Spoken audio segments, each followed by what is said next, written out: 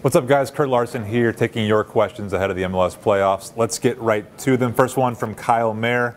Considering they have a win and a draw in their last 3 trips to New Jersey, how likely is it that TFC gets a positive result on Monday in their first playoff game? Depends on what you mean by positive result, Kyle. I think it's very unlikely TFC goes into Red Bull Arena, gets a win. Talked to Greg Vanney this week. He was talking about trying to keep a clean sheet, maybe score a goal or 2, which would be a very good result. But if you look at Red Bull Arena and how good the Red Bulls have been there for the last few years, a good result for me would actually be a draw or even maybe a 1-goal loss, as we saw last year in Montreal. TFC gets out of there with a 3-2 first leg loss. They come back, turn it around in the second leg. So for me, TFC gets a positive result, I think, but probably not a win.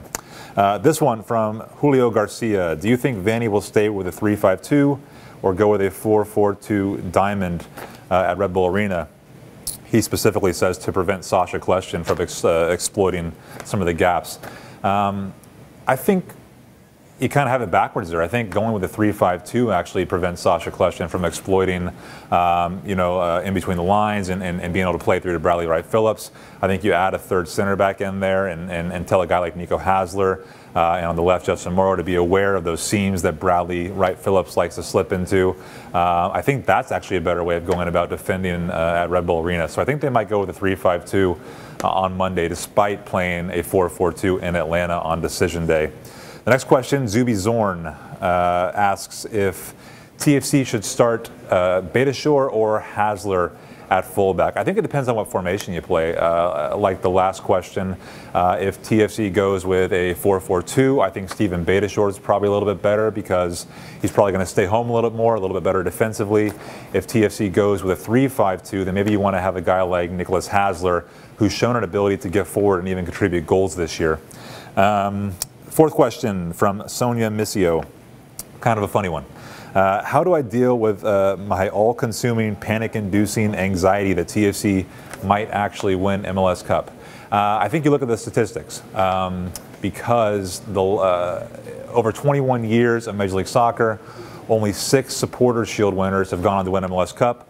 That doesn't really tell you anything about a curse or the Supporters' Shield curse. What it tells you is that the teams of this league are extremely close, and regular season success isn't always an indicator of MLS playoff success. Finally, from Rob Dita, how likely is it that we have an all-Canadian MLS Cup final? And he adds on to that question by saying, how much would it piss off U.S. men's national team fans if there was an all-Canadian final? I think it's more likely than it was, obviously, a week ago that Vancouver could get there and TFC could host.